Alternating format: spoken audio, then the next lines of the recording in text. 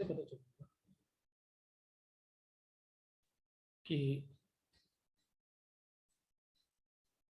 Right, हमें कैसे पता चलेगा कि यहाँ पर जो हाइब्रिडाइजेशन है वो हुआ कि नहीं हुआ? तो अपन कहेंगे कम से कम अगर आप एक कैस और 3p मिक्स कर रहे थे तो 108 पॉइंट है ना, तो अपन कहेंगे कि will have right almost negligible hybridization in elements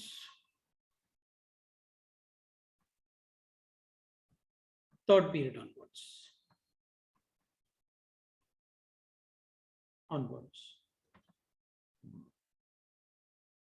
down the group. तो अपन को पता चल जाएगा कि भाई यहाँ पर हाइब्रिडाइजेशन ऑलमोस्ट नेग्लिजिबल हो गया, कम से कम 5 डिग्री का चेंज तो आना ही चाहिए था, नेग्लिजिबल हाइब्रिडाइजेशन है ना। सो अगर अपन से कभी क्वेश्चन पूछेंगे कि बताओ किस मॉलिक्यूल में हाइब्रिडाइजेशन नहीं हुआ, तो आप इनके आंसर दे सकते हैं, ये आंसर दे सकते हैं। अब किसी ने अपन से पूछा है सर क्या सिंगल इलेक्ट्रॉन को हाइब्रिडाइजेशन में कंसीडर करते हैं? नहीं, ये डिपेंड करेगा, मैं ऐसे भी बोल सकता हूँ। जैसे एक एग्जांपल लेते हैं, मैंने ग्रुप लिखा, अभी मैं इसी में एक मतलब ये क्वेश्चन में तुम्हारा मैं अभी आंसर दूंगा, मुझे 2 मिनट और दो। अब अपन बात करेंगे, मान लेते हैं इफ सेंट्रल एटम, अभी तक अपन सेंट्रल एटम के चेंज की बात कर रहे थे,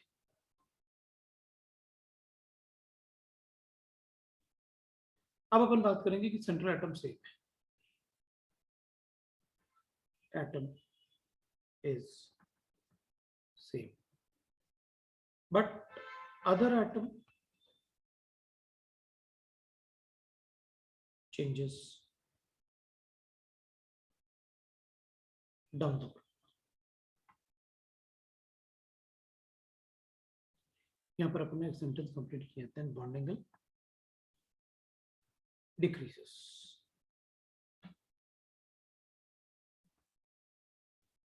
वैसे एग्जांपल लिख दिया था तो मैं यहाँ पे लिख दूँ, देन बॉन्ड एंगल, मैं इंक्रीज और डिक्रीज अभी लिखा नहीं मैंने है, वो अभी कंप्लीट नहीं किया, एग्जांपल ले लेता हूँ। मान लो मेरे पास ऐसे गिवन है, एफ पी ले लेते हैं, ओ F2 O Cl2 O Br2 like that। तो अपन कहेंगे ठीक है, इस केस में अपन कहेंगे कि भाई देखो OF अगर मेरे पास है तो मैं कहूँगा 2 फ्लोरीन है मेरे पास। अगर ये ऑक्सीजन से इलेक्ट्रॉन विड्रॉ करेंगे because they are more electronegative than oxygen, तो oxygen will become electron deficient. तो फिर लोन पेयर जो होंगे वो मूव करके आएंगे ऑक्सीजन की तरफ, क्योंकि ऑक्सीजन अगर इलेक्ट्रॉन डेफिशिएंट होगा तो लोन पेयर को अपनी तरफ पुल करेगा। अगर ये लोन पेयर अपनी तरफ पुल्ड अप होके आएंगे ना, तो इनके बीच में डिस्टेंस कम होगा। अगर लोन पेयर के बीच में डिस्टेंस कम होगा तो रिपल्शन ज्यादा होगा, तो बॉन्ड एंगल छोटा होना चाहिए। Bond angle can only be calculated between the bonded pairs.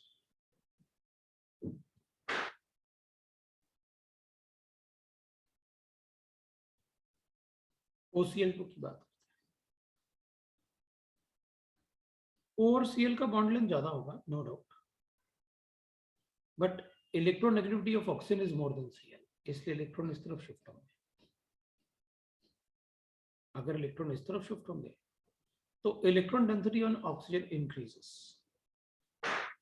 Electron density on oxygen increases का मतलब है कि इलेक्ट्रॉन इलेक्ट्रॉन में रिपल्शन होगा, इसके इलेक्ट्रॉन डेंसिटी और इलेक्ट्रॉन में रिपल्शन होगा, तो ये इलेक्ट्रॉन मूव करके दूर की तरफ जाएंगे। अगर ये लोन पेयर थोड़ा दूर की तरफ जाएंगे तो इनके बीच में डिस्टेंस बढ़ेगा, अगर इनके बीच में डिस्टेंस बढ़ेगा तो इनका रिपल्शन कम होगा, ये पास आएंगे। अगर ये पास आएंगे तो ये दूर जाएंगे, बॉन्डिंग इंक्रीजेस।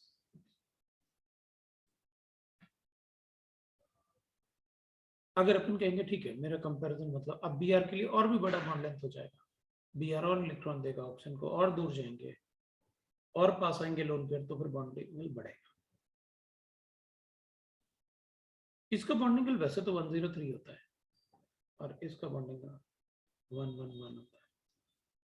अब वाटर के कंपैरिजन में आप भी रख सकते हो, क्योंकि इसके कंपैरिजन में कभी कभी अपन से पूछ लेते हैं।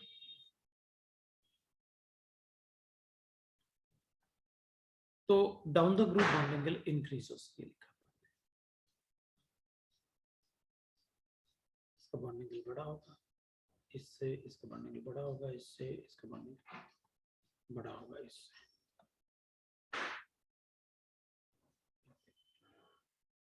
नॉट ओनली लाइक दिस, अपन ऐसे ही बोल सकते हैं कि मान लो मेरे पास एग्जांपल 2 है, SOF2 SOCl2 FOBr2 like that. वैसे SO2 तो अनस्टेबल होता है, वो एग्जिस्ट ही नहीं करता अनस्टेबल के, है ना। तो अपन कहेंगे उस केस में बॉन्डिंग टॉप टू बॉटम, क्योंकि बाकी सब तो सेम है, top to bottom bonding increase, like that we can write bonding के वेरिएशंस। एग्जैक्ट वैल्यू अपन से कोई नहीं पूछने वाला कि कितना बॉन्डिंग होता है, हमने एग्जैक्ट वैल्यू तो इसलिए लिखनी है अपन की मतलब हमें याद रहे, अपन गड़बड़ ना करें।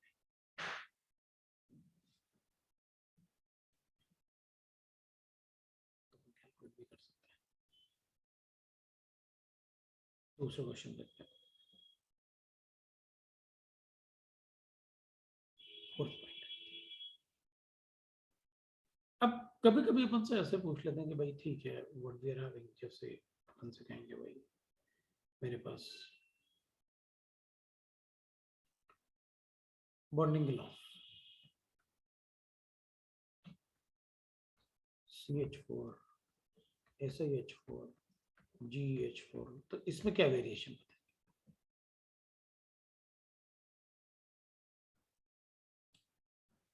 तो अपन कहेंगे ये तो इक्वल होंगे एक ही ग्रुप से, और एक भी लोन कर देंगे। भाई किसी में भी वेरिएशन इन बॉन्डिंग के लिए एक लोन पेयर सेंट्रल एटम पे होना कंपलसरी है। अगर सेंट्रल एटम पे लोन पेयर नहीं है तो वेरिएशन नहीं होगा बॉन्डिंग का। फिर तो ये इक्वल एंड अपोजिट करेंगे ना भाई, हाइड्रोजन को टेट्राहेड्रल फॉर्म में रखेंगे ना, there is no lone pair. Lone pair में क्या होता है कि लोन पेयर ज्यादा स्पेस ऑक्यूपाई करेगा, अगर बड़े एटम है तो लोन पेयर को थोड़ा पास आना, मतलब अपने आप को कंप्रेस करना पड़ेगा, और छोटे एटम है तो लोन पेयर अपने आप को एक्सपेंड कर सकता है। इसमें तो लोन पेयर है ही नहीं सारे के सारे। अब होता क्या है कि भाई अपन हाइब्रिडाइजेशन जो है ना कैलकुलेट करते हैं कैसे, पहले अपन हाइब्रिडाइजेशन कैलकुलेट किया, फिर बॉन्डिंग कैलकुलेट किया, फिर स्ट्रक्चर बता दिया, जबकि ये उल्टा होता है। पहले अपन को बॉन्डिंग कैलकुलेट करना चाहिए और बॉन्डिंग के हिसाब से आपको हाइब्रिडाइजेशन बताना चाहिए।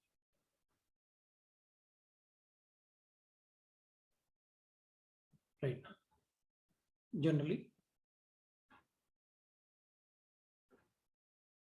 we can predict the hybridization by bonding rules with bonding rules. अब जैसे अपने मेरे पास में एक छोटा सा एग्जांपल है, कार्बिन्स की बात करते हैं। कार्बिन्स में अपन को एक सिंगलेट कार्बिन होता है और अपन कहते हैं कार्बिन्स में कार्बन होता है 1s2 2s2 p2 होता है। सिंगलेट कार्बिन में क्या होगा कि उसमें p एक खाली ऑर्बिटल अपन ऐसे दिखा सकते हैं, ये एक ऑर्बिटल है जिसमें इलेक्ट्रॉन होगा, दो बॉन्ड्स होते हैं और एक एम्प्टी ऑर्बिटल होता है।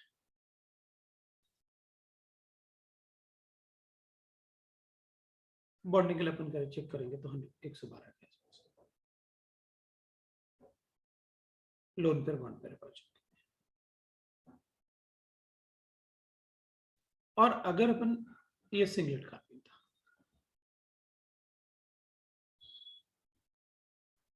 ये सिंगलेट कार्बिन था,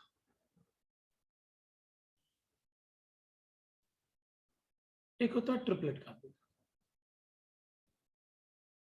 ट्रिपलेट कार्बिन ऐसे होते हैं, उसमें 2 इलेक्ट्रॉन तो होते हैं लेकिन वो अलग अलग ऑर्बिटल, एक इलेक्ट्रॉन इसमें होता है, एक इलेक्ट्रॉन इसमें होता है, दैट इज ट्रिपलेट। और ट्रिपलेट कार्बिन का जो बॉन्डिंग होता है वो 136 होता है। तो फिर मैं दोनों का हाइब्रिडाइजेशन क्या लिखूं? तो मैं दोनों का हाइब्रिडाइजेशन लिखूंगा, ये थोड़ा सा क्योंकि एक ही लोन पेयर है ना। तो अपन कहेंगे ये भी 120 के पास है भाई, 120 एंड 109.28 मिनट्स। तो दोनों में से कौन सा मतलब ज्यादा फेवरेबल है? तो अपन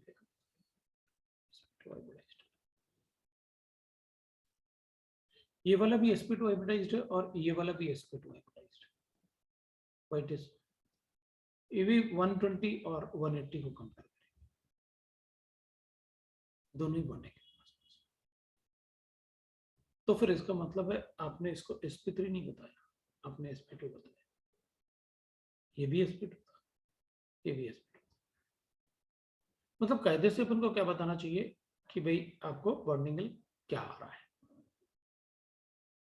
अगर मान लो मेरे पास ऐसे है, मैं कुछ एग्जांपल ले रहा हूं जो अपने सिलेबस में है, बाहर भी नहीं जा रहा।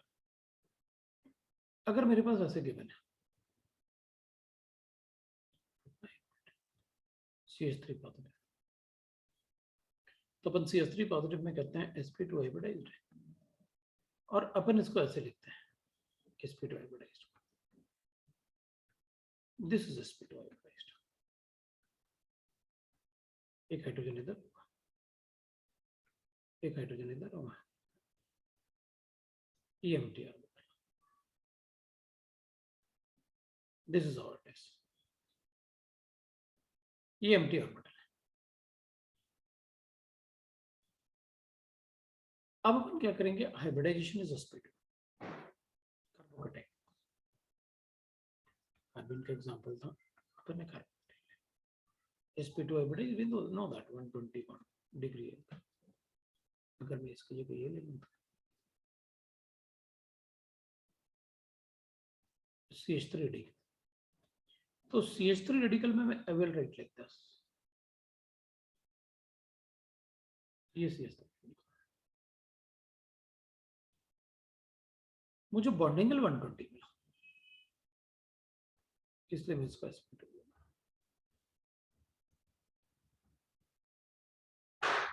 और अगर मेरे पास ये होता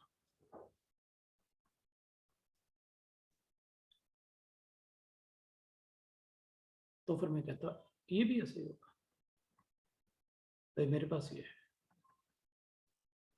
यहाँ फ्लोरीन है, ये मेरे पास फ्लोरीन था, तो मैं फ्लोरीन को लिखूंगा, एक फ्लोरीन यहाँ बनाऊंगा, एक फ्लोरीन यहाँ बनाऊंगा, ये रेडिकल है।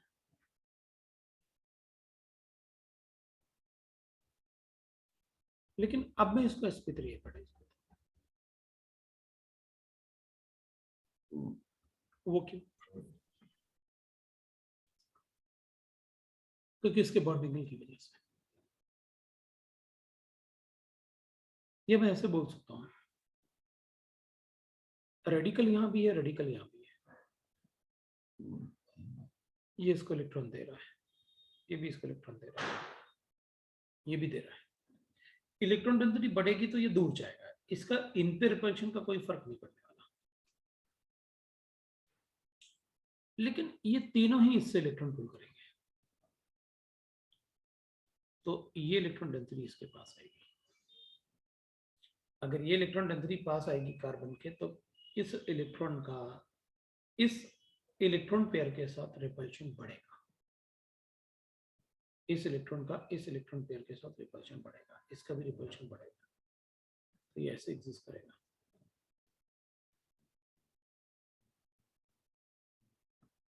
Then it will exist like this.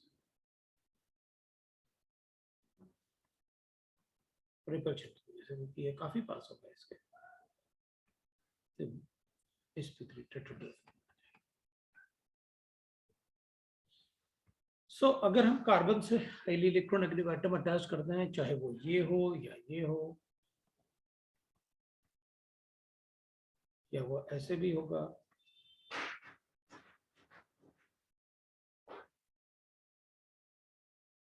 ये वाला टेट्राड,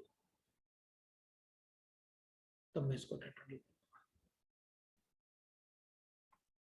अगर NO2 पॉजिटिव है, NO2 है अपने पास पॉजिटिव, तो NO2 में भी नो दैट अपन ऐसे sp hybridized। लेकिन अगर अपने पास NO2 रेडिकल है, सिर्फ NO2 लिखा हुआ है मतलब NO2 रेडिकल है, तो फिर मैं sp2 बताऊंगा। sp2 में इसकी वजह से नहीं बता रहा कि यहाँ कैलकुलेट नहीं कर सकता, मैं इसकी वजह से बता रहा,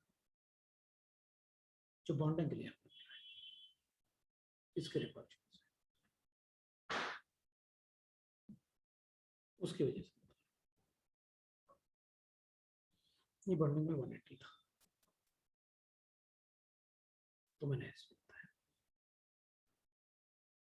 सो रियलिटी में देखा जाए तो पहले अपन को बॉन्डिंग कैलकुलेट करना होता है, पहले शेप देखना होता है, उसके बाद अपन फिर हाइब्रिडाइजेशन डिसाइड करते हैं। लेकिन अभी अपन क्या करते हैं, छोटे क्लासेस में ना ज्यादा टेंशन नहीं लेते,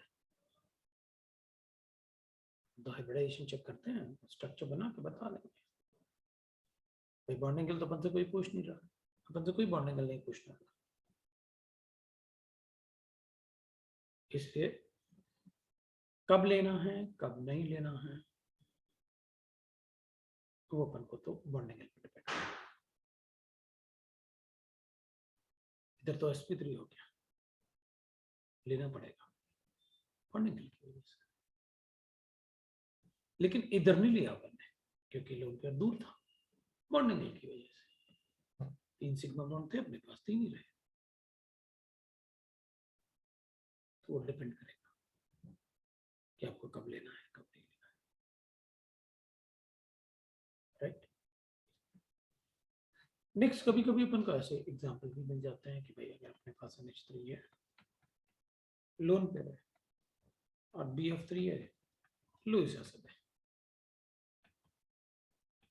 ये लुईस बेस है, तो ये इसको इलेक्ट्रॉन डोनेट करेगा, ये sp3 का नाइट्रोजन से इलेक्ट्रॉन डोनेट करेगा, बोरॉन के एम्प्टी ऑर्बिटल, इसका तो हाइब्रिडाइजेशन पहले से ही sp3 था, अभी ये भी sp3 हो गया, बोरॉन के भी 4 आ गए बॉन्ड्स,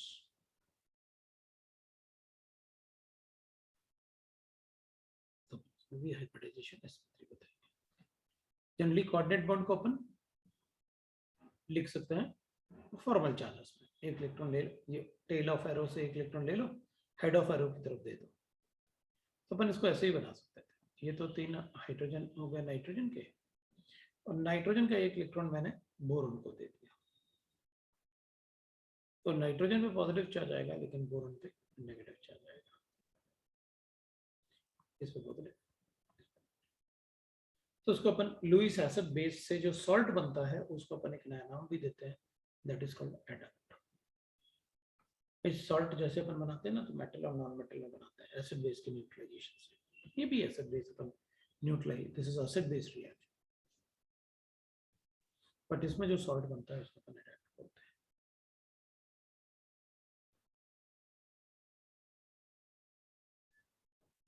ये है आपका रिएक्शन, तो आपको कब लेना है कब नहीं लेना है ये तो बॉन्डिंग पर डिपेंड करेगा, थोड़ा अपन को पहले से आइडिया होना चाहिए, वो उस पर डिपेंड करेगा।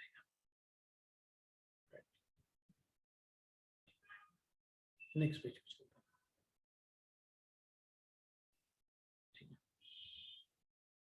अब वेरिएशन इन बॉन्डिंग, बाकी ठीक, बाकी ऐसा कुछ है नहीं। स्ट्रक्चर्स पढ़ सकते हैं अपन, डिफरेंट टाइप के स्ट्रक्चर्स।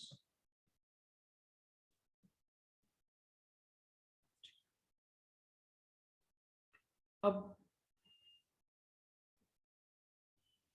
मॉलिक्यूल्स इन विच, मतलब वो कभी कभी ऐसा ना पॉइंट एकदम ध्यान वो नहीं आता कि यार, क्योंकि अपन रिपीटर्स में क्या होता है ना कि मेन पॉइंट बताओ सर, ज्यादा कहानी मत बताओ आप,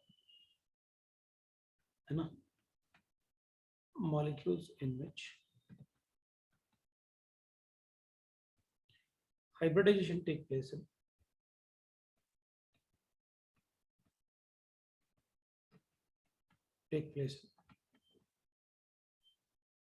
ground state।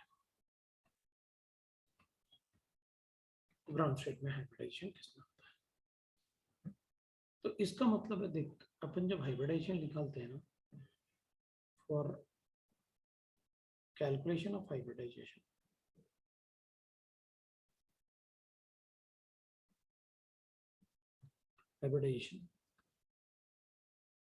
of central atom in a molecule,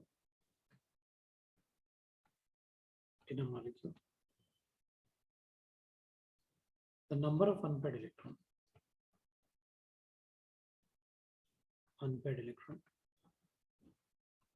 must be equal to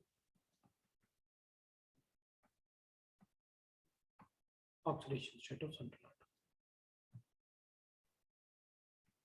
That must be equal to the oxidation state of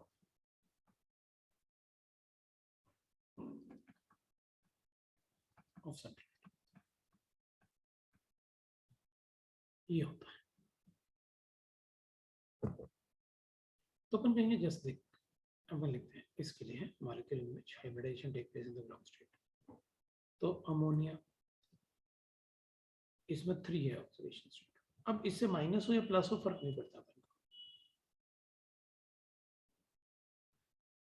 nitrogen has 3 valence electron होगा।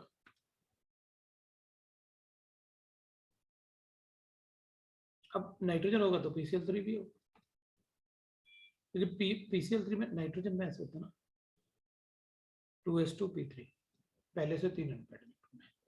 ये 3s2p3 पहले से 3 अनपेड इलेक्ट्रॉन।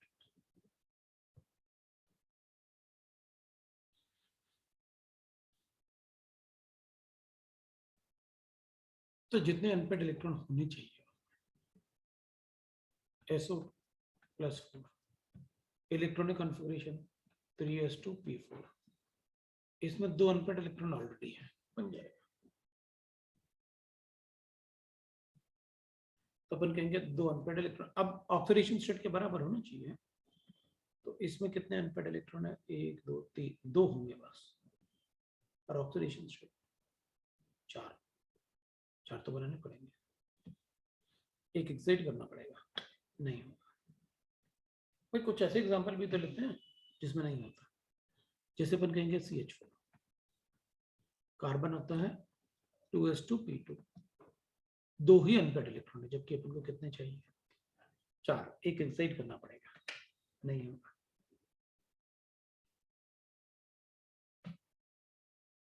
इस टाइप से अपन से क्वेश्चन पूछते हैं। तो किसमें? ग्राउंड स्टेट में हो जाएगा, मतलब अब इसमें 3 अनपेड इलेक्ट्रॉन चाहिए थे क्योंकि 3 बॉन्ड बनाएगा, तो फिर ऑब्वियस सी बात है भाई, इधर तो अपन को 4 बॉन्ड बनाने थे ना CH4 में, और 2 अनपेड इलेक्ट्रॉन, तो 4 बनाओ अनपेड। इधर 4 बॉन्ड बनेंगे कैसे? एक ऑक्सीजन 2 बॉन्ड बनाएगा ना, डबल बॉन्ड, तो एक्साइट तो करना पड़ेगा। लेकिन वी गॉट इट है, कैसे अपन को अनपेड इलेक्ट्रॉन बताने हैं। दैट इज हाइब्रिडाइजेशन, जो थोड़ा बहुत और जो बचा हुआ था वो अपन ने कर लिया। Next we can write is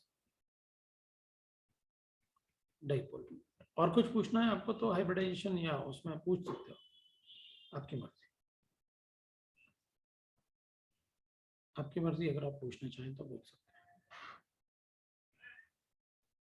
sir second वाला पॉइंट एक्सप्लेन कर देंगे? एक मिनट है, थोड़ा जोर से बोलना है यार, आज मेरे पास साउंड नहीं है, एक्चुअली मैं पेरेंट्स के घर आया हुआ। सर सेकंड वाला पॉइंट एक बार एक्सप्लेन कर दो।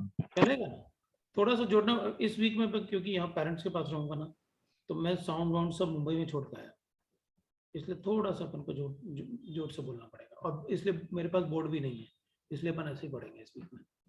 सेकंड पॉइंट बताना है। सेकंड पॉइंट में अगर सेंट्रल एटम होता ना, if central atom from top, if central atom changes from top to bottom, तो देखो ना, nitrogen phosphorus arsenic antimony oxygen sulphur, but other atoms remain same है, सभी में हाइड्रेट्स है। तो अगर अदर एटम सेम है तो bonding will decreases. The reason is क्योंकि पहले NH बॉन्ड था, छोटा बॉन्ड था, तो हाइड्रोजन हाइड्रोजन में रिपल्शन ज्यादा होगा, लेकिन पीएच बॉन्ड बहुत बड़ा बॉन्ड होगा, तो ये हाइड्रोजन बहुत दूर दूर होंगे, तो इनके बीच में रिपल्शन बहुत पास आने के बाद ही होगा, और बहुत पास आएंगे तो बॉन्डिंग छोटा हो जाएगा। वो एक तरीके से ऐसे होगा ना, देख NH3 में अपन ऐसे बना रहे हैं, और PH3 में अपन ऐसे बना रहे हैं।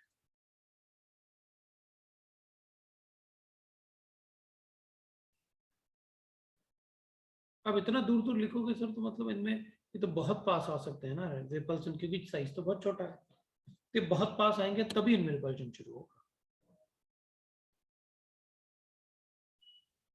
पढ़ने के बहुत छोटा हो जाएगा, क्योंकि एक तो ये प्रेस कर रहा है लोन पेयर बॉन्ड पे रिपल्शन, और बॉन्डेड पेयर्स में एटम्स बहुत दूर है, तो बॉन्डेड पेयर्स बहुत पास आ सकते हैं,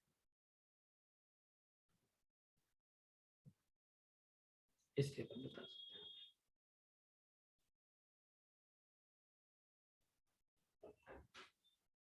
ठीक है, हाँ सर। और किसी को कोई डाउट है तो बोलो।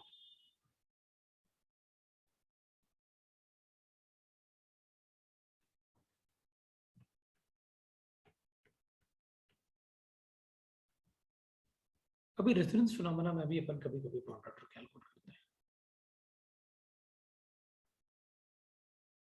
अपन मॉलिक्यूलर ऑर्बिटल थ्योरी के हिसाब से नहीं बोल रहा, otherwise according to molecular orbital theory we know that bond order is equal to 1/2 number of bonded electron minus number of anti-bonded electrons. But here we consider the conjugation.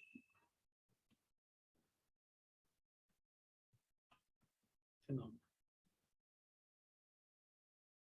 और यहाँ पर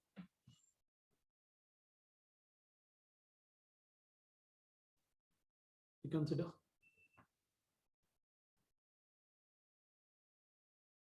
diatomic molecules.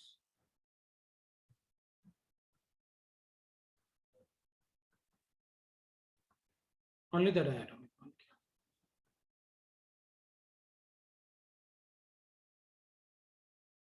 अपन से diatomic molecule. So यहाँ पर अपन conjugation की वजह से बनेंगे bond order. अब conjugation में भी different type के resonance phenomena होते हैं, थोड़ा सा सबको आइडिया होगा resonance का। मैं पहले कुछ एग्जांपल ले लेता हूँ। यहाँ पर बॉन्ड ऑर्डर अपन कैलकुलेट करेंगे,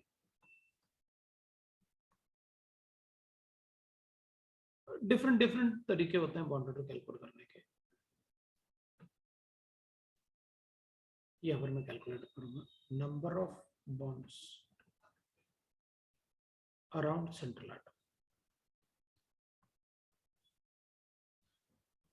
divided by number of places of delocalization.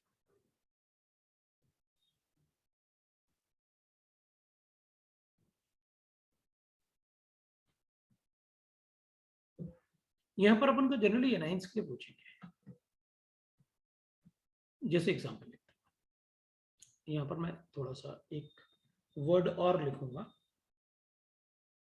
मतलब सेंटेंस मान लो आप, ऐसे थोड़ा सा लिखेंगे ताकि और क्लियरिटी आ जाती है। मान लो मेरे पास नाइट्रेट आयन है, मैं ऐसे लिखूंगा इसके अराउंड कितने बॉन्ड है? 4, 1 2 3 4। और ये नेगेटिव चार्ज कितने जगह डिलोकलाइज हो सकता है? तो अपन कहेंगे ये नेगेटिव चार्ज यहाँ भी आ सकता है, मतलब ये इधर भी डिलोकलाइज हो सकता है और इधर भी अपन डिलोकलाइज कर सकते हैं। वो कैसे? क्योंकि ये कोऑर्डिनेट बॉन्ड जो है ना, इसको मैं फॉर्मल चार्ज में लिख सकता हूँ। कोऑर्डिनेट बॉन्ड को मैं फॉर्मल चार्ज में लिख सकता हूँ।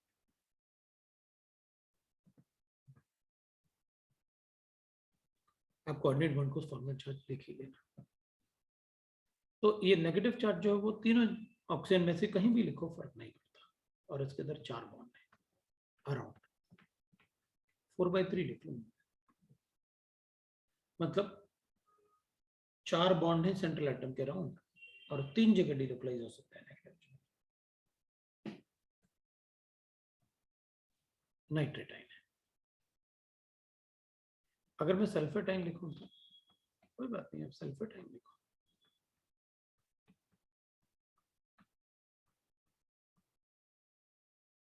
तो 4 जगह डिलोकलाइज होगा, तो बॉन्ड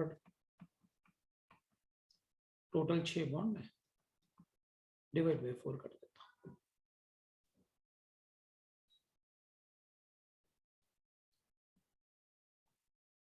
तो 1.5 बना है। मान लो अपने पास क्या बना है, CH3COH। तो अपन कहेंगे ठीक है। अब CH3COH में क्या होगा ना, डिलोकलाइजेशन सिर्फ यहां होगा, इस बॉन्ड में डिलोकलाइजेशन कभी नहीं हो सकता।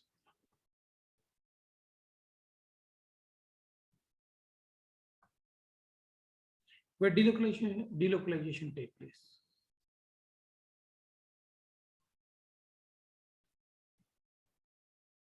Uppers, वहां जहां डिलोकलाइजेशन हो सकता है। तो अपन क्या करेंगे, इस कार्बन पे तो कभी डिलोकलाइजेशन नहीं हो सकता ना, ये वाले बॉन्ड पे। तो हमको वही बॉन्ड काउंट करने होंगे जहां डिलोकलाइजेशन होता है। तो यहाँ पर मैं 3/2 लिख दूंगा, ये 3 बॉन्ड्स और 2 जगह डिलोकलाइजेशन। अपन कहेंगे अच्छा आप ऐसे बोल रहे हैं, मान लो ये H2SO4 था, इसमें एक प्रोटॉन डाल देता हूँ,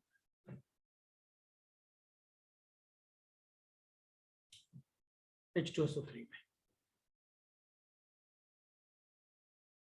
तो H2SO3 लिखूंगा तो ऐसे लिखूंगा,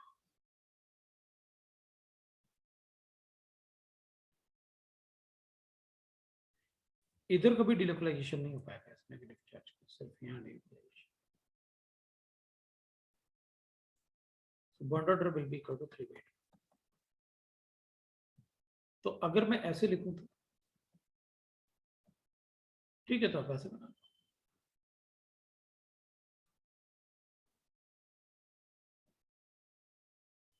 तब मैं इसको बॉन्ड ऑर्डर 5/2 लिख दूंगा, 5/3 लिख दूंगा।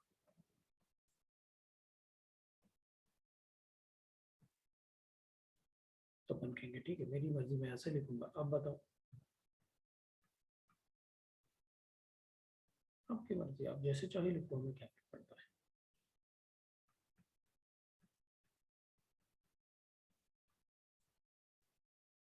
बॉन्ड ऑर्डर 7/4, इसके अराउंड 7 बॉन्ड्स है, 4 जगह डिलोकलाइजेशन। तो मैं कहूंगा अगर मेरे पास ऐसे गिवन तो आपकी मर्जी, ऐसे लिखो।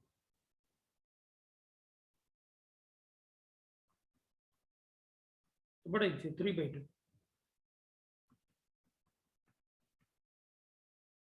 3 बॉन्ड है, 2 जगह डिलोकलाइजेशन।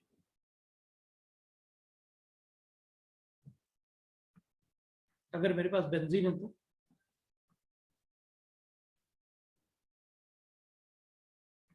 ये मल्टी सेंट्रल एटम चलेगा, सिमेट्रिक तो है, किसी एटम को चूज कर लेते।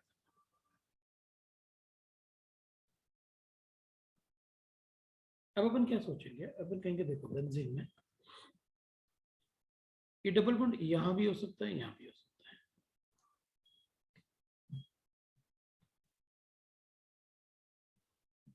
तो अपन कहेंगे लेकिन ये डबल बॉन्ड यहां कभी नहीं आ सकता, पर यहां थोड़ी कभी डिलोकलाइजेशन हो सकता है इस वाले CH बॉन्ड में।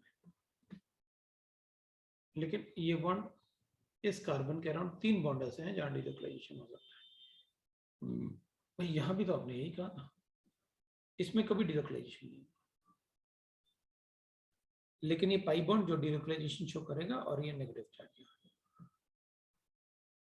तो एक बॉन्ड तो इसका सिंगल बॉन्ड, और एक वो पाई बॉन्ड जहां पर डिलोकलाइजेशन।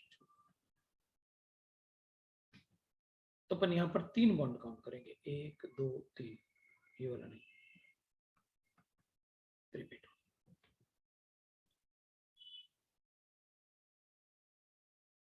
मेरे ख्याल से अपन सबको समझ में आया what we have to do.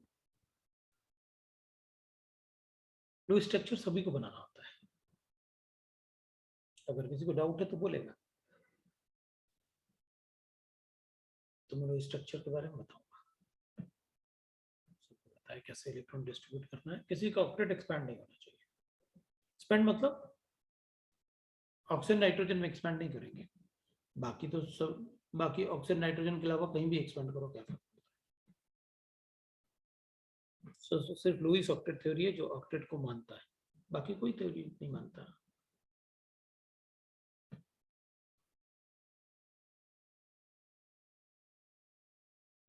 ठीक है, अब नेक्स्ट चेक कर लो।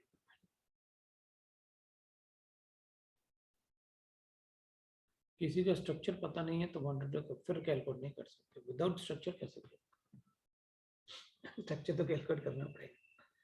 स्ट्रक्चर तो सिखाया मैंने ना, मल्टी सेंट्रल एटम और ऐसे ना, भाई स्ट्रक्चर तो बनाना आता ही है ना अपन को सेंट्रल एटम से।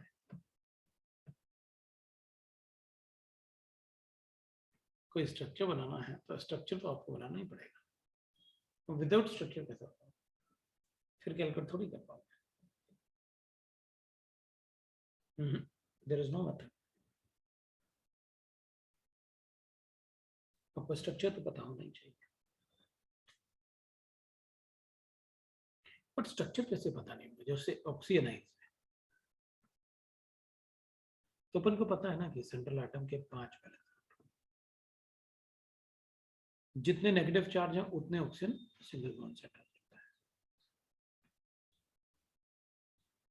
डबल बॉन्ड ऑर्डर 5/4 हो गया।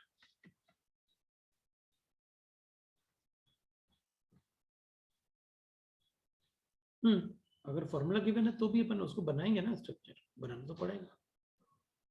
ऑर्गेनिक केमिस्ट्री तो अपन स्ट्रक्चर और कंपाउंड बना सीखते हैं ना, स्ट्रक्चराइज, वो तो पता होना ही चाहिए भाई, नहीं तो नहीं हो पाएगा। अब बाकी अपन कैलकुलेट कर सकते हैं, कोई प्रॉब्लम नहीं है कुछ भी, मतलब अगर स्ट्रक्चर है तो देखना पड़ेगा। अब अपन डाइपोल मोमेंट पढ़ लेते हैं। बाकी जो है bond order open molecule theory में पढ़ेंगे, फॉर मॉलिक्यूल्स,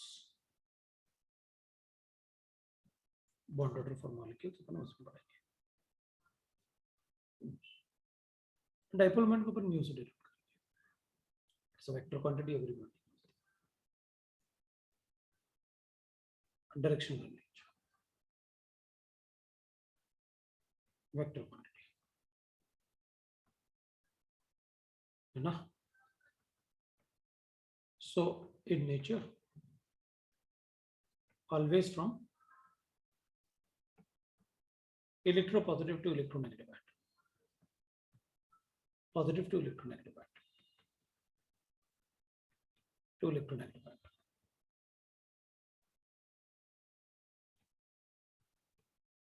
अब ठीक है, हमें क्या फर्क पड़ता है, अपन कहेंगे मेरे पास HF है तो इस पे डेल्टा पॉजिटिव और इस पे डेल्टा नेगेटिव, वो क्यों, ऐसा क्यों।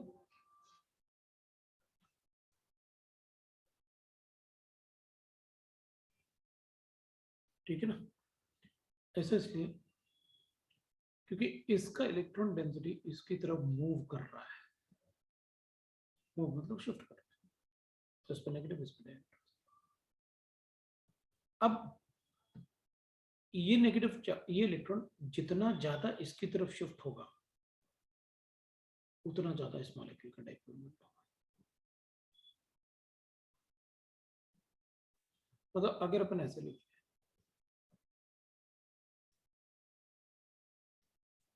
तो फिर अपन कहेंगे इस पे भी डेल्टा पॉजिटिव नेगेटिव होगा,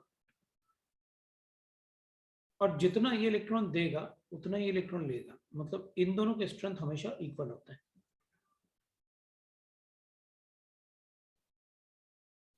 इन दोनों के स्ट्रेंथ हमेशा इक्वल होता है, जितना नेगेटिव चार्ज डेल्टा नेगेटिव होगा उतना डेल्टा पॉजिटिव भी होगा। So the movement of electron density towards the electronegative atom is called delta net. तो अगर ये ज्यादा मूव करेगा इसके कंपैरिजन में, तो इस बॉन्ड में पोलैरिटी ज्यादा होगी इस comparison. It is a measure of degree of polarity, मतलब ये एक हमारे पास स्केल है पोलैरिटी नापने का। It is a measure of degree of polarity.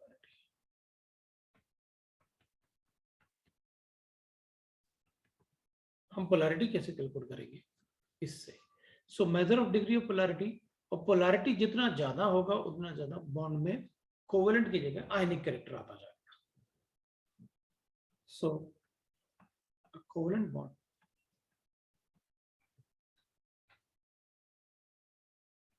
Can have some ionic character.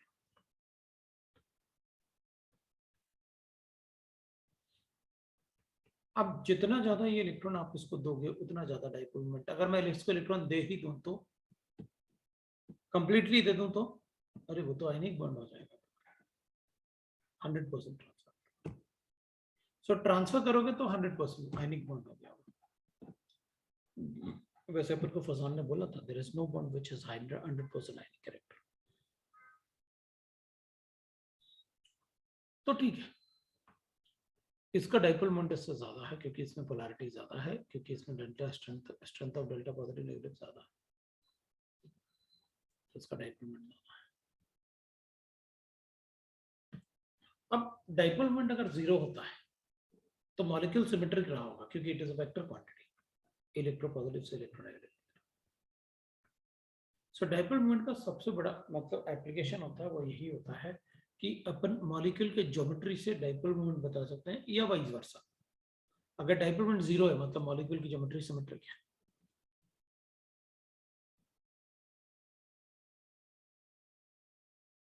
अब अगर अपन इसमें इलेक्ट्रॉन ट्रांसफर करते हैं तो मैक्सिमम अपन कितना चार्ज दे सकते हैं इसको, डेल्टा का वैल्यू मैक्सिमम कितना हो सकता है, तो अपन कहेंगे 1 इलेक्ट्रॉन के चार्ज के बराबर। दीज आर चार्जेस ना, partial charges, full charge, positive negative. मतलब जितना ज्यादा ये चार्ज होगा उतना ही ज्यादा percentage of ionic character, ionic character. जितना ज्यादा ई का डेल्टा ये चार्ज का वैल्यू होगा डिवाइडेड बाय ई मैक्सिमम हो सकता है। ये चार्ज कितना हो सकता है, चार्ज ऑफ इलेक्ट्रॉन के बराबर, मल्टीप्लाई बाय 100 बताते हैं। जितना ज्यादा इसका स्ट्रेंथ होगा, डेल्टा का स्ट्रेंथ होगा, उतना ज्यादा इलेक्ट्रॉन इधर की तरफ शिफ्ट होगा, इसने दिया होगा, इसने लिया होगा, और उतना ही ज्यादा बॉन्ड में आयनिक कैरेक्टर आएगा।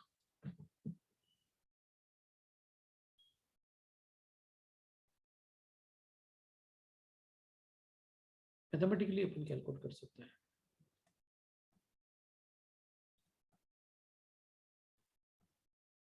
राइट ना, बाय डी बाय, इसलिए अपन डी बाय यूनिट भी ले लेते हैं इसका। Dipole moment is equal to होता है partial charge on the atom into the distance between the atoms, but delta is a partial charge.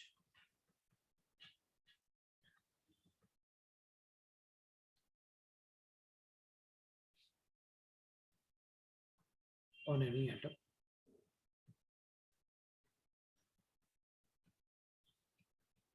in a bond. D is the bond length. Or bond length.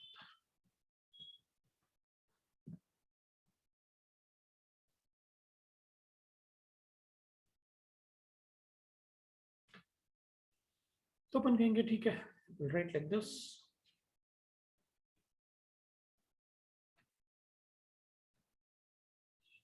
अपन कहेंगे ये तो हमें पता चल गया, but it is only for diatomic molecule है ये equation जो होता है, it is only for diatomic molecule.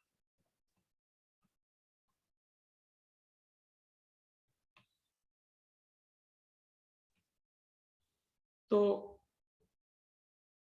Units की अगर अपन बात करें तो mu is equal to delta into D अगर अपन लिखेंगे तो ये कूलम मीटर्स हो जाएगा. तो ये कूलम में हो जाएगा और ये मीटर्स में. चार्ज अपन कूलम में, कूलम मीटर्स को सीएम जैसे लिखते हैं.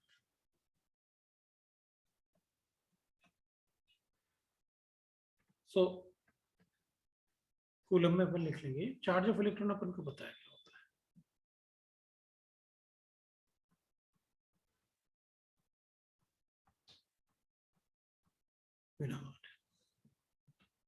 सो mu is equal to delta into D.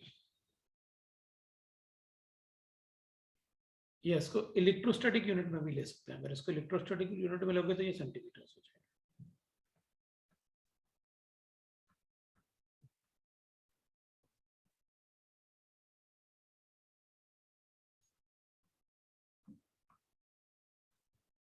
Centimetre लेना पड़ेगा.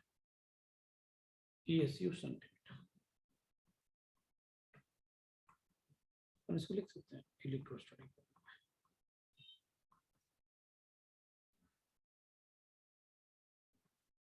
Charge of electron in CGS 4.8 10 की पावर -10 ESU होता है. This is unclassified.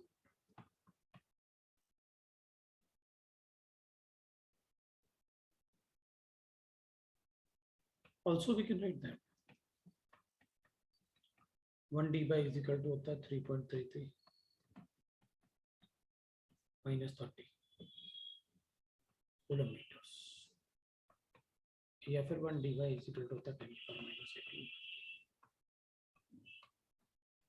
सेंटीमीटर्स. ये यूनिट्स है.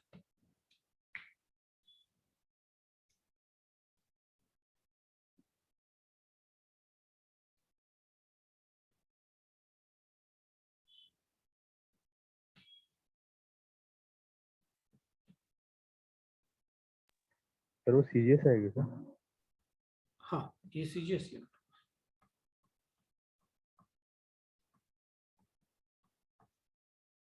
तो अपन को जनरली डी बाई में क्यों मिलता है. मैं क्वेश्चन लिख लेता हूँ. नेक्स्ट पेज पे चलते हैं, क्वेश्चन ही लिख देते हैं.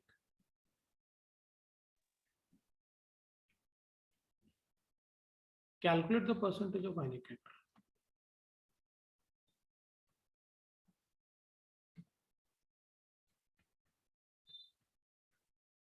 in HCl molecule having bond length is equal to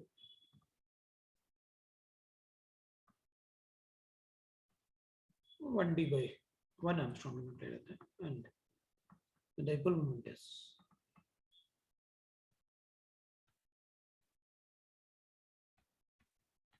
1.85 d by.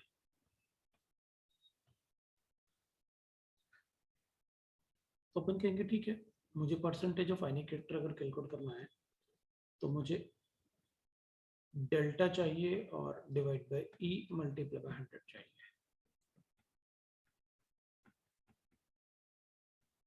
और डेल्टा के लिए अपन ऐसे लिख सकते हैं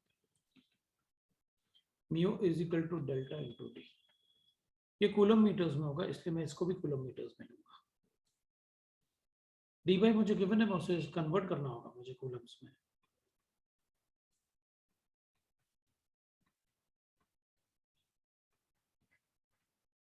ये कूलम्स। डेल्टा मैं कैलकुलेट कर लेता हूँ और बॉन्ड लेंथ मुझे 1 एंगस्ट्रॉम यूनिट, देयरफॉर डेल्टा आ गया मेरे पास, that is equal to 1.85 into 3.33 into 10 to the power minus 20 percentage of ionic character आ गया।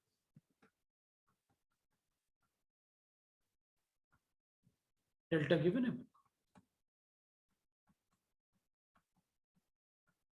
Divide by 1.602 into 10 to the power minus 19 और इधर ये 10 to the power minus 20 into 100 cancel करते हैं, 10 बचा हमारे पास।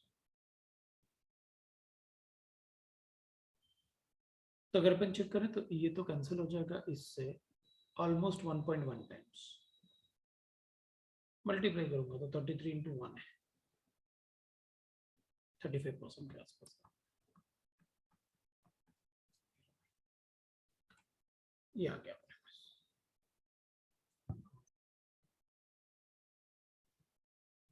सर वो डिस्टेंस एंगस्ट्रॉम में तो उसको सेंटीमीटर में नहीं करेंगे क्या? अबे सीजीएस है,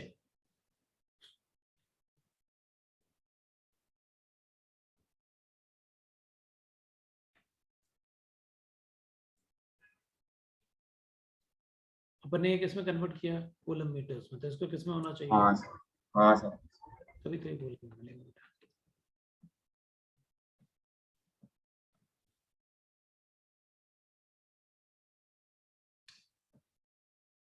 ठीक है, तो अपन मतलब थोड़ा डाइपोल मोमेंट अपन ने चेक किया। Now we can consider for कुछ पॉइंट्स लिख लेते हैं। पहले अपन थोड़ा सा एक दो पॉइंट डायटोमिक, वैसे तो पूछते नहीं है अपन को ट्राइटोमिक और टेट्राटोमिक, लेकिन अपन को थोड़ा सा लिख लेना चाहिए फॉर टेट्राटोमिक मॉलिक्यूल, ट्राइटोमिक कर लेते हैं।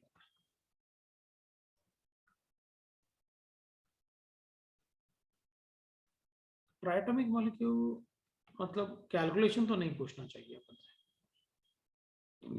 आप मॉलिक्यूल के बारे में पूछ सकते हो, कैलकुलेशन नहीं पूछना चाहिए। जैसे CO2 है तो 0 हो जाएगा, लीनियर शेप होता है, वेक्टर इसका ऐसे हो जाएगा, इसका ऐसे हो जाएगा, म्यू इज इक्वल टू 0।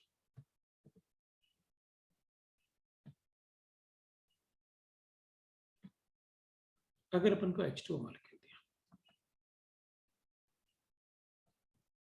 तब अपन कहेंगे कि सर मेरे पास ऑक्सीजन होगा, हाइड्रोजन होगा, एक और हाइड्रोजन होगा, इधर लोन पेयर है, इधर भी लोन पेयर है, ये बॉन्डिंग है मुझे 104.5 देना।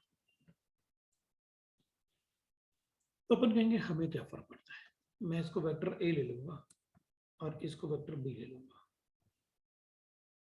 इसका डायरेक्शन ये है, इसका डायरेक्शन ये है, और इसका डायरेक्शन ये है, इसका डायरेक्शन ये है, और रिजल्टेंट डायरेक्शन ये होगा।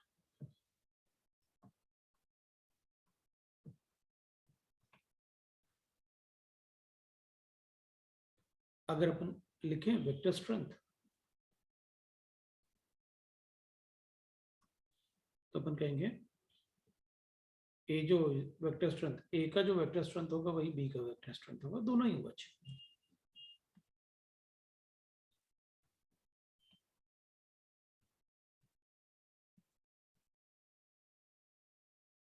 दोनों के वेक्टर स्ट्रेंथ। तो ठीक है, वेक्टर रिजल्टेंट वेक्टर कैलकुलेट कर लेते हैं, अंडर रूट ले लेते हैं, vector A, vector B, 2ab cos theta.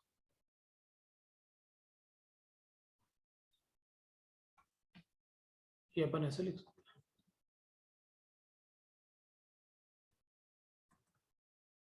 twice of vector A if they are equal to cos theta by 2। Vector A को म्यू एच लिख देता हूँ, तो डायरेक्टली अपने पास म्यू एच।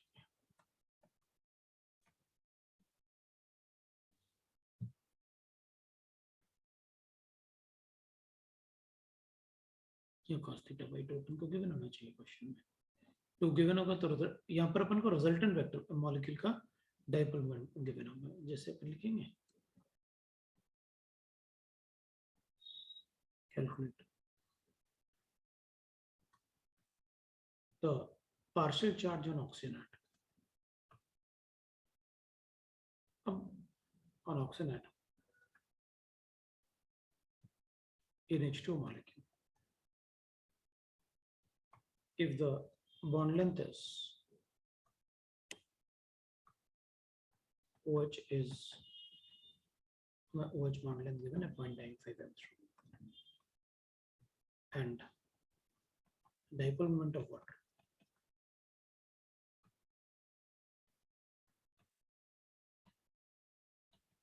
(1.8) d by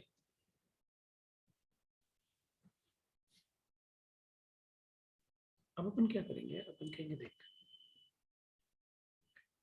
यहाँ पर जो वाटर आपने दे रखा है मुझे, इसमें डेल्टा पॉजिटिव होगा, इसमें डेल्टा नेगेटिव होगा, इसमें डेल्टा पॉजिटिव होगा, इसमें डेल्टा नेगेटिव होगा। मतलब कोई एक बॉन्ड के लिए कैलकुलेट करता हूँ तो 2 से मल्टीप्लाई कर दूंगा तो टू डेल्टा कैलकुलेट करके बताना मुझे। तो अपन कहेंगे मुझे रिजल्टेंट गिवन है। अब बॉन्ड एंगल के लिए मुझे गिवन होना चाहिए,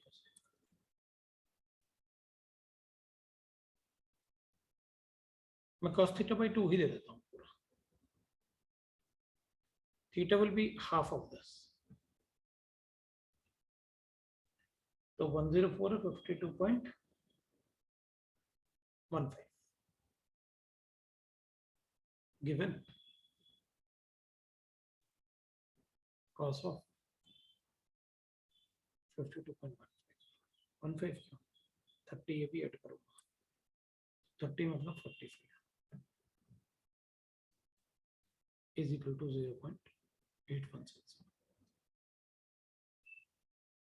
अब ये नहीं पूछना कि ये आपने इतनी जल्दी ऐसे, मुझे तो याद है इसलिए मुझे कोई प्रॉब्लम नहीं है, क्योंकि ये नंबर मैं काफ़ी जगह यूज़ करता हूँ इसलिए वो मुझे याद है ये नंबर। ठीक है, वाटर का बॉन्डिंग cos थीटा बाई 2 कितना होता है, इसलिए आप ये नहीं बोलना कि आप इतनी जल्दी कैसे लिख रहे हैं, ऐसे थोड़ी होता है। अपन को क्वेश्चन में गिवन, तो ये वाला पार्ट अपन को गिवन है, ये अपन को गिवन है 1.8, 2 अपन को गिवन है तो म्यू एच आ गया। अगर म्यू एच आ गया तो ये म्यू एच ही तो है डायटोमिक मॉलिक्यूल के लिए। तो अपन क्या करेंगे फ्रॉम इक्वेशन 1,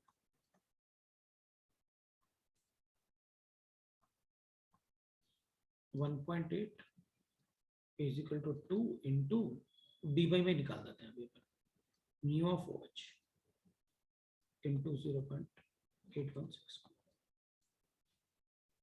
आगे अपने पास म्यू OH। अब ये फॉर्मूला लगा लो, ये पॉइंट ये मल्टीप्लाई करूंगा तो 1.62 ऐसे ही कुछ आएगा, 2 से मल्टीप्लाई करके, या इसको 0.9 कर लो, एक ही बात है।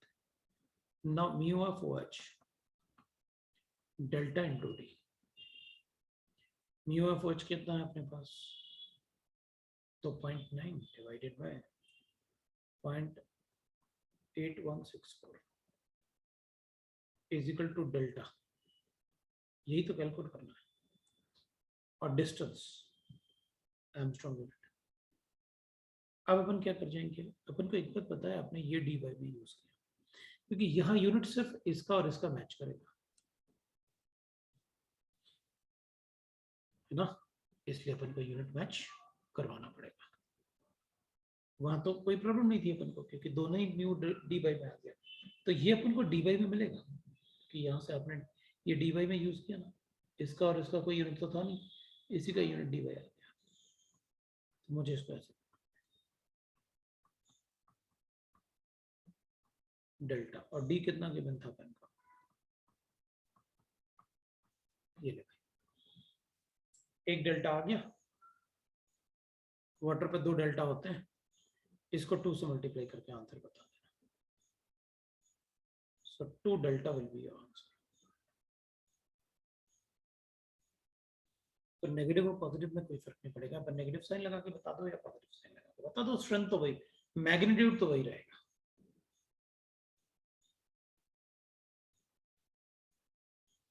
किसी को डाउट है तो बोलो।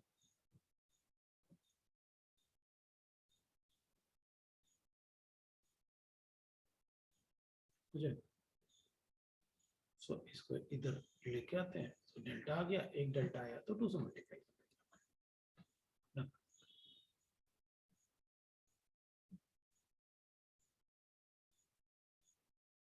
ठीक, अब दूसरे पेज पे चलते हैं।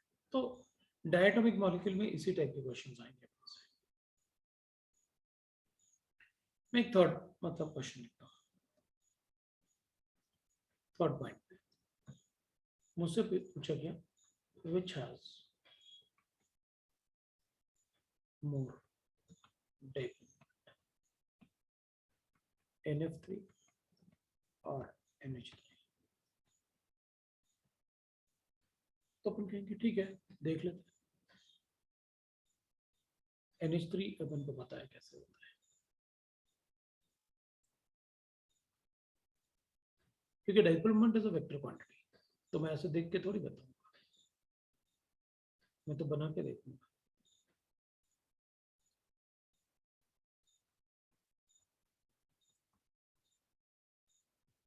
अगर अपन चेक करें तो इसका वेक्टर इधर होगा, इसका वेक्टर इधर होगा, इसका वेक्टर भी इधर होगा, इसका वेक्टर इधर होगा, और सारा ही रिजल्टेंट वेक्टर ऊपर की तरफ होगा।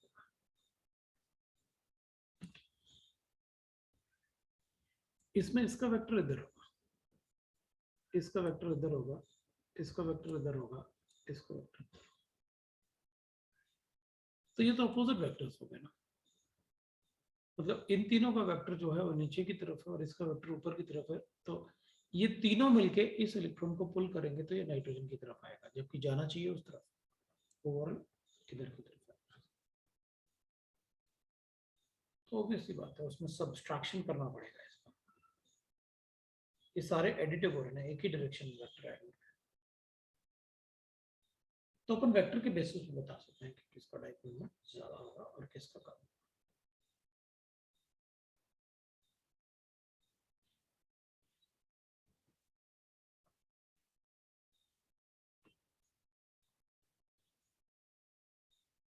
जनरली molecules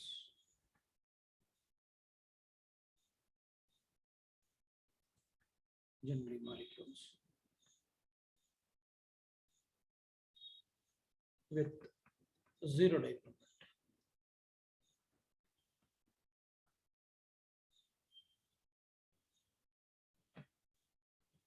है ना, 800 मीटर।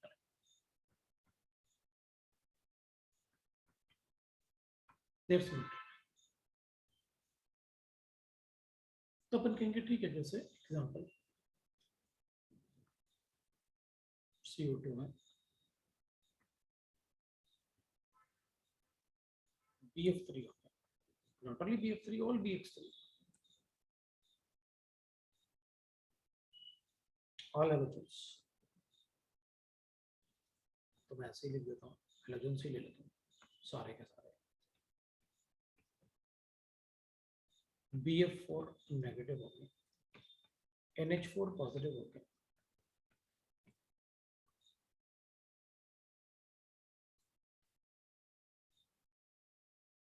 CO3 2 नेगेटिव हो गए, BCl2 भी हो गए।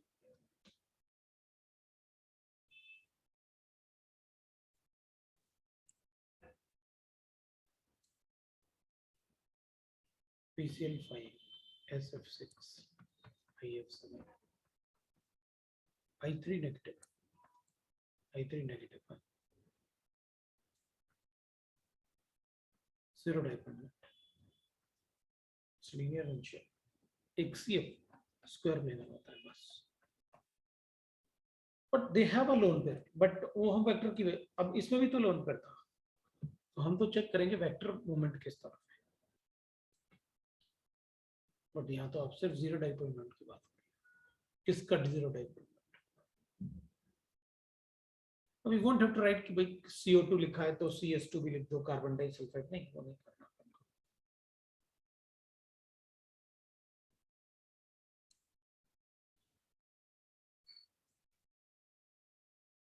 फिर अगर मतलब अपन ऐसे लिख सकते हैं non zero dipole moment, molecules of the non-zero dipole. Dipole. Mu is not equal to zero.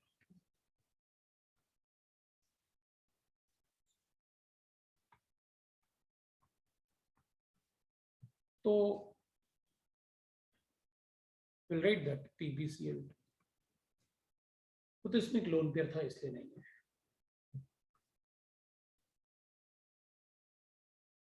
SO2 right, lone pair होने की वजह से नहीं है।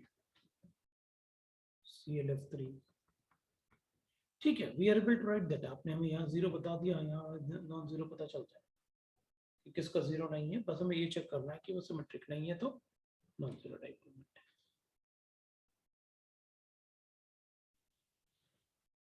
SOCl2 CH3Cl PCl 4F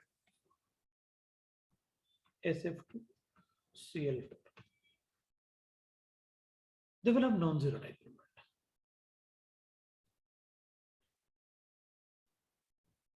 Non-zero dipole.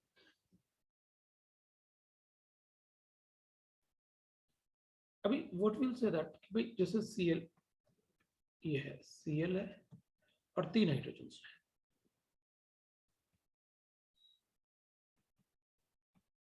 तो जीरो तो नहीं हो सकता। इसका वेक्टर ऐसे होगा, इसका वेक्टर ऐसे होगा, इसका वेक्टर ऐसे होगा, इसका वेक्टर ऐसे। Overall dipole moment will be like this.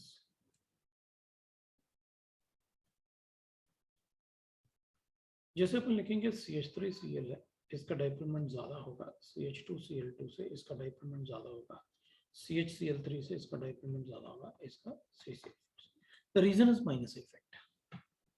भाई जैसे इधर तो अपन दिख रहा है वो, अभी अगर अपन इसकी बात करें,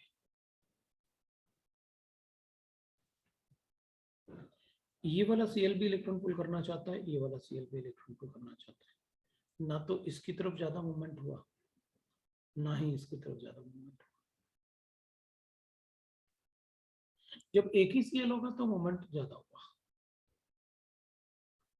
तो डिग्री ऑफ पोलैरिटी ज्यादा है, इसमें डिग्री ऑफ पोलैरिटी ज्यादा नहीं है। जब ये इधर मूव करना चाहता तो ये माइनस इफेक्ट से पुल कर रहा था, जब ये इधर मूव करना चाहता था तो ये माइनस इफेक्ट से पुल कर रहा था, इसलिए वो नहीं।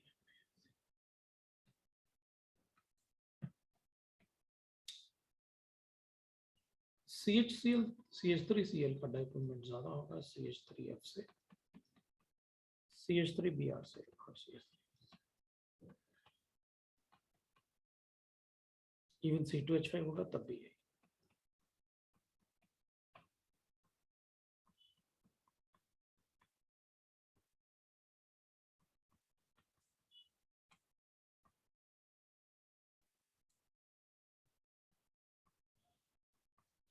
बिकॉज CH3Cl में बॉन्ड लेंथ बहुत ज्यादा होगा और CH3F में छोटा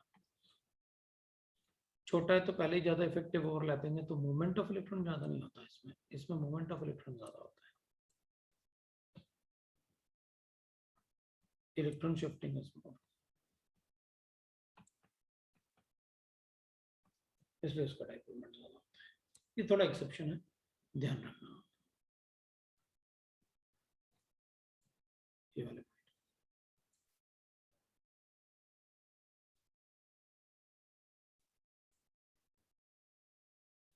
बाकी तो अपन ऐसे पूछ लेंगे डाइपोल मोमेंट ऑफ, अगर अपने पास NO2 गिवन है,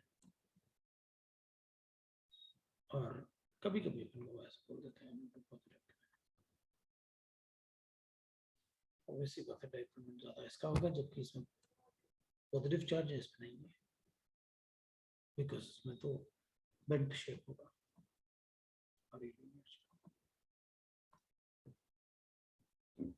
तो बेटर होता है कि अपन बना के देखें, बना के देखेंगे ज्यादा अच्छे से बता सकते हैं आराम से, अपन डायरेक्टली प्रेडिक्ट करने की कोशिश।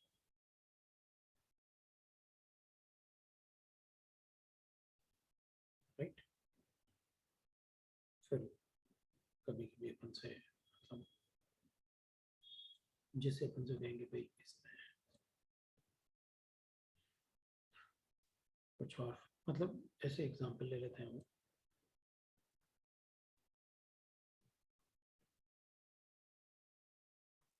इधर ऐसे है और इधर ऐसे है,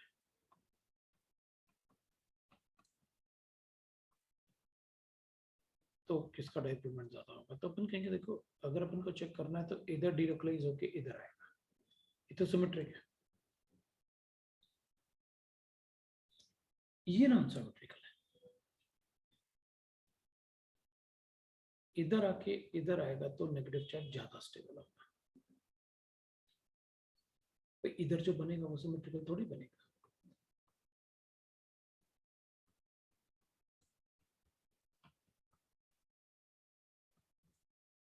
it will be like this. तो अगर सिमेट्रिकल नहीं बनेगा, इसमें तो सिमेट्रिकल बनेगा,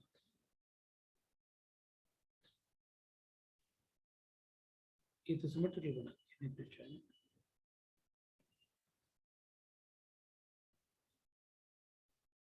तो इसका डाइपोलमेंट तो कम हो जाएगा ना, फिर इसका डाइपोलमेंट ज्यादा होगा, अनसिमेट्रिकल है ना,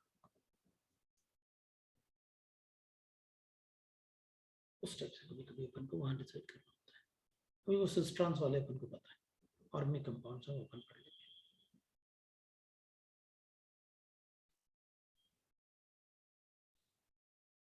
That is about the डाइपोलमेंट, ये डाइपोलमेंट। सर थर्ड वाला पॉइंट बता दोगे एक बार बस? ठीक है, तो आज इतना ही पढ़ते हैं, नेक्स्ट क्लास में अपन कंटिन्यू। सर डी वाले में उसका डाइपोलमेंट ज्यादा क्यों? डी वाले में इसका डाइपोलमेंट कम होगा ना इससे, क्योंकि ये तो सिमेट्रिक है ना, ओके सर। ये ज्यादा इलेक्ट्रोनेगेटिव है ना, तो इस पे आके नेगेटिव चार्ज ज्यादा रुकेगा, मतलब direction will be like this. हाँ सर समझ हाँ सर। सर आप नोट्स भेज दो। थर्ड वाला पॉइंट, और तो वेक्टर है ना, थर्ड वाले पॉइंट में तो वेक्टर ऊपर की तरफ जा रहे हैं ना सारे के सारे, ये तो ये एक ही डायरेक्शन में ना सारे वेक्टर्स, तो एडिशन, यहाँ एडिशन होगा ना सभी वेक्टर्स का एक ही डायरेक्शन, और यहाँ सब्सट्रैक्शन भी होगा। यहाँ तीन वेक्टर एक डायरेक्शन में, मतलब तीन वेक्टर ऐसे हैं, एक वेक्टर ऐसे है, तो ऑब्वियसली बात है डाइपोलमेंट कम ही होगा, तीनों के सम से उसको माइनस करना पड़ेगा। इधर तो सारे के सारे वेक्टर ऊपर की तरफ,